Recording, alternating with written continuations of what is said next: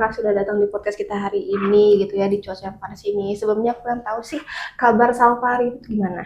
Alhamdulillah tentunya baik ya Kak, karena memang kayaknya Jambi akhir-akhir ini panas banget ya Kak. Barangkali Jambi dan matahari bersahabat, dan juga kayaknya mataharinya nggak cuma satu nih Kak, ada dua, kiri dan kanan.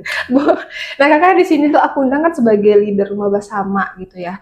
Nah boleh nggak sih ceritain Rumah Bersama ini itu tuh dibentuk dari keresahan atau mimpi seperti apa sih Kak sehingga menjadi sebuah wadah gitu. Mungkin ada beberapa orang nih yang nggak tahu Rumah Bersama itu apa Kak. Oke, jadi memang Rumah Bersama itu didirikan atau dibangun ya itu pada tahun 2021 oleh foundernya. Ya, jadi memang waktu itu lahir dari keresahan anak-anak muda yang memang di waktu itu sendiri, itu kan era COVID ya Kak. Oh iya. Kebanyakan masyarakat, teman-teman mahasiswa, pelajar itu kan dirumahkan. Iya, belajar di rumah. Semuanya kegiatan dilakukan di rumah karena memang ada batasan untuk keluar rumah dan beraktivitas di luar. Nah, dengan adanya timbulnya kebosanan itu tadi, lahirlah sebuah keresahan. Ini kalau kayak gini terus, gimana ya kita mau berinteraksi dengan orang? Nah, jadi inisiasi itulah dari pemikiran seorang mahasiswa yang waktu itu berpikir bahwa kayaknya kita perlu deh buat sebuah ruang, buat sebuah rumah, yang mana nantinya kita bisa ngumpul nih bareng-bareng. Kita bisa bahas sesuatu yang potensial, kita bisa bahas sesuatu yang mungkin menyenangkan lah buat banyak orang. Nah, lahirlah Rumah Bersama ini. Yang memang peruntukan dari Rumah Bersama ini untuk memfasilitasi anak-anak muda khususnya di kota Jambi yang punya bakat, yang punya minat, yang mungkin mereka nggak punya nih Kak tempat atau wadah tertentu. Nah, di sini kami menghadirkan fasilitas untuk mereka bisa join, menunjukkan bakatnya. Oh gitu, berarti ini untuk khusus anak muda aja atau seluruh umur faktor usia itu ini? Oke, jadi memang kalau untuk pengurusnya sendiri ya Kak, kalau pengurusnya sendiri itu memang kami batasi dari SMP dan sampai usia 26 tahun. Nah, kalau untuk aktivitasnya, eksekusinya, dan mungkin kegiatannya itu kami bebas Kak. Ada yang memang mencakup anak-anak, ada yang juga remaja, anak muda, dan juga lansia. Jadi untuk kegiatannya sendiri itu fleksibilitas sih Kak. Setahu aku ya, Rumah Bersama itu sebenarnya udah banyak ruang dan kegiatan yang sudah dijalani gitu ya. Nah, kira-kira nih, sekarang ini kan ada ruang baru nih, ruang ceria gitu ya. Nah, kenapa sih kakak bisa kayak terbentuk gitu berpikiran, kayaknya kita harus bikin ruang ceria di sini? Oke, jadi yang namanya rumah itu pastinya ada ruang atau sekat-sekat tertentu ya Kak. Jadi di Rumah Bersama ini sudah diinisiasikan itu sebelumnya ada 5 ruang. Mungkin aku bisa jelasin sedikit apa sih 5 ruang ini. Nah, yang pertama itu ada ruang utama. Ruang utama itu adalah tempat di mana para pengurusnya, para timnya, dan anggota intinya untuk berdiskusi terkait eksekusi apa yang akan dilakukan. Jadi memang khusus ruang utama ini diperuntukkan oleh tim pengurus. Kemudian ada ruang kreatif. Nah, ruang kreatif ini diperuntukkan buat teman-teman yang mungkin suka desain, yang suka berkarya melalui gambar, atau apapun itulah yang bentuknya itu sebagai kreativitas. Kemudian ada ruang aksi. Nah, kalau aksi ini eksekusinya itu turun ke lapangan Kak. Misal nih kita ada kegiatan sosial ke masyarakat, ke panti, ke pondok pesantren. Nah, itu masuk ke job desk-nya ruang aksi. Jadi teman-teman di ruang aksi ini bisa berdiskusi bareng-bareng untuk kegiatan apa yang mau kita laksanain di dalamnya. Kemudian ada ruang produksi. Nah, tadi kan kita udah singgung tuh kalau Rumah Bersama itu memfasilitasi teman-teman yang punya karya. Jadi mungkin ada teman-teman penulis yang nggak tahu nih karyanya mau dibawa kemana, arahnya kemana nih nggak tahu. Jadi mereka bisa datang nih ke kita buat bantu proses penerbitannya seperti apa, prosedur pengurusan HKI-nya seperti apa. Nah, di ruang produksi itulah nanti teman-teman akan dibantu. Kemudian ada ruang belajar. Nah, mungkin nggak semua orang punya bakat, nggak mungkin semua orang punya potensi. Nah, tapi kita nggak menutup kemungkinan buat teman-teman yang mau belajar dari nol. Nah, kami di sini siap untuk memfasilitasi teman-teman yang mungkin mau belajar nyanyi. Kami tentunya punya kenalan seniman, musisi, penulis, dan segala macam. Kami akan hadirkan mereka untuk teman-teman yang mau belajar. Kemudian ruang ceria yang terakhir kita yang lakukan kita saat ini. Iya, nah ruang ceria ini adalah inisiasi baru Kak. Jadi sebenarnya ini tuh ruang baru di tahun ini.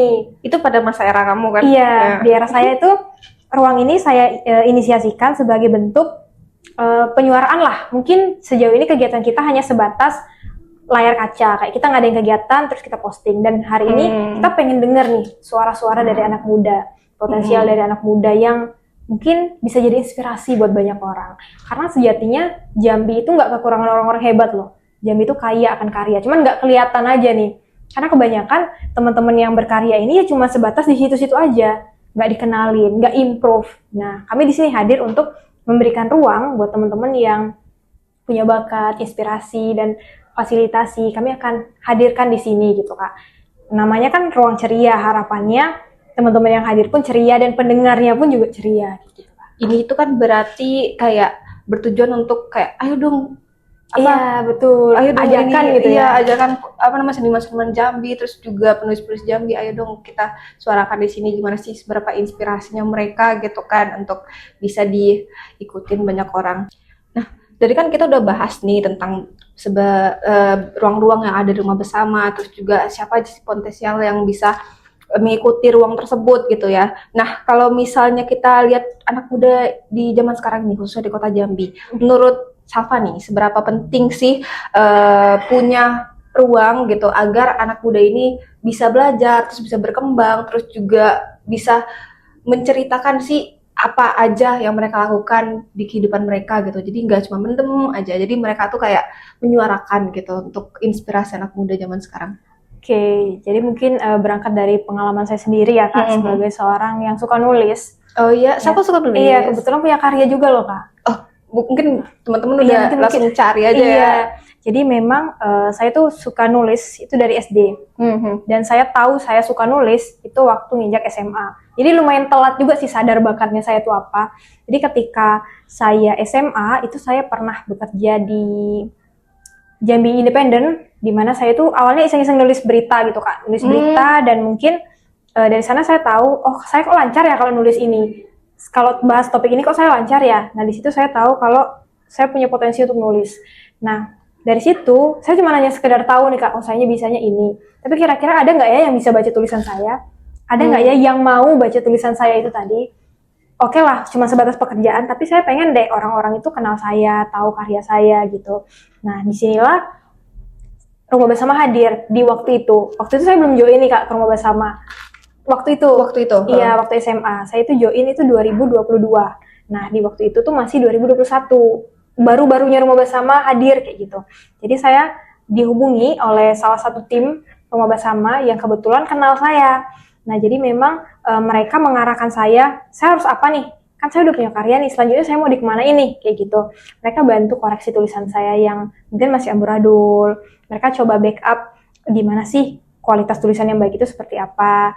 Dan memang dengan adanya mereka tadi, dengan adanya Rumah Bersama itu tadi, mereka membantu nih membuka jalan saya gitu. Barangkali di sini kita punya relasi nih Kak. Misalkan deh ada temen dari Jambi yang suka nyanyi, cuman bingung nih. Aku kan mungkin nggak punya alatnya ya. Aku kan mungkin nggak punya bandnya ya. Mungkin pikirannya sudah sejauh itu. Tapi ketika mereka masuk ke Rumah Bersama, kita mengarahkan. Saya punya kenalan loh di sini. Saya punya loh relasi di sini. Coba kamu hubungi ini. Nah, nanti akan ada kolaborasi di sana Kak.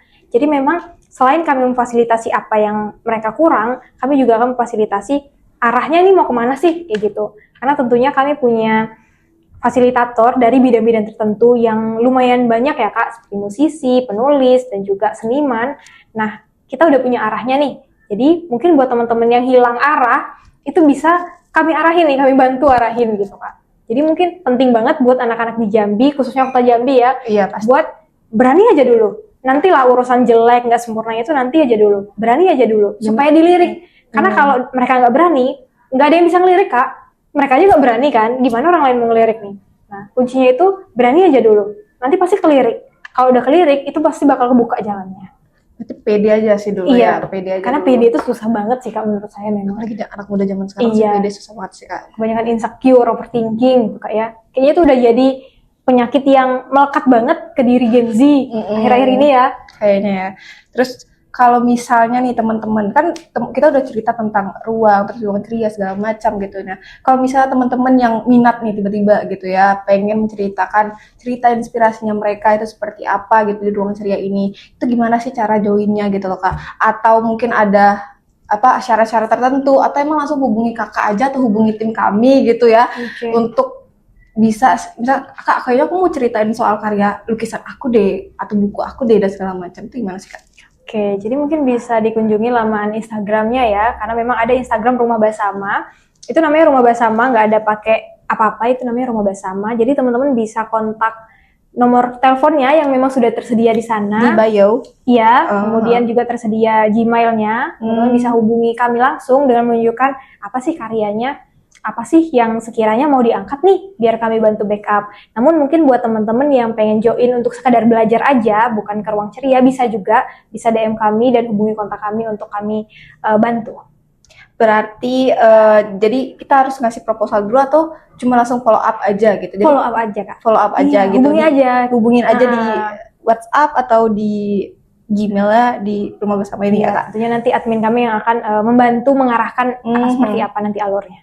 Nah, Kakak udah menceritakan segala macam kegiatan yang ada di Rumah Basama ini. Nah, mungkin kita bahas Ruang Ceria nih. Nah, pesan apa sih untuk beberapa tahun ke depan atau beberapa bulan deh, yang lebih singkat dulu ya, dari pesan dari Ruang Ceria ini tuh gimana sih pesannya? Oke, jadi mungkin buat teman-teman yang ngerasa punya potensi, ngerasa punya bakat, dan juga ngerasa malu mungkin ya, atau takut untuk menunjukkan apa yang mereka bisa, nggak apa-apa banget, karena kesempurnaan itu hanya milik Allah ya. Kita nggak bisa jamin kalau kita akan menjadi besar, tapi kita bisa jamin kita berkembang. Jadi buat teman-teman yang ngerasa punya karya, yang ngerasa punya bakat, itu boleh banget hubungi kami. Kami akan bantu teman-teman untuk bertumbuh dan berkembang sesuai misi daripada Rumah Basama itu sendiri, bertumbuh dan berkembang bersama-sama. Dan anggaplah kami itu sebagai wadah atau rumah. Yang namanya rumah itu kan tempat yang nyaman Kak ya, tempat pulang yang seharusnya jadi tempat yang paling hangat gitu untuk menampung sesama. Jadi teman-teman bisa hubungi kami tentunya akan memfasilitasi teman-teman di Ruang Ceria. Kami akan hadir di sini buat teman-teman yang mungkin membutuhkan support, kami akan support. Karena semua orang punya potensi pasti. Betul, ya Kak. Pasti, cuman mungkin nggak kelihatan aja Kak. Jadi dengan ada Ruang Bersama, kita melihat apa sih potensi yang ada. Wah, menarik banget gak sih Kak cerita di balik terbentuknya Rumah Basama ini. Nah, mungkin teman-teman sekalian gitu ya, pasti Ruang Ceria ini akan menghadirkan sosok-sosok yang inspiratif, yang punya cerita juga gitu ya. Yaitu pasti akan ada di next episode kita ya Kak. Iya. Nah, pastinya itu bakal jadi tempat nyaman dan bermanfaat bagi anak muda di Jambi, khususnya di kota Jambi ya. Terus juga jadi tontonan-tontonan, soalnya kita bakal upload ini di Instagram dan juga YouTube dan juga TikTok, tentunya di berbagai platform media yang dijamak oleh anak-anak muda deh Kak tentunya. Berarti TikTok juga ya Kak? Iya Kak. Mungkin secara klipnya aja sih Kak, jadi nanti biar ngasih ini trailer. Nanti mereka bisa lihat fullnya di YouTube gitu kan. Oh gitu, berarti pastinya kita sangat antusias dan sangat-sangat berharap gitu ya untuk anak-anak muda yang ingin menceritakan gitu ya kisah inspirasi mereka gitu. Ya, pengalamannya, potensinya. Jadi biar teman-teman yang lain tahu. Ya gitu Kak. Kayaknya sampai situ dulu aja sih Kak. Oke, terima kasih ya Kak.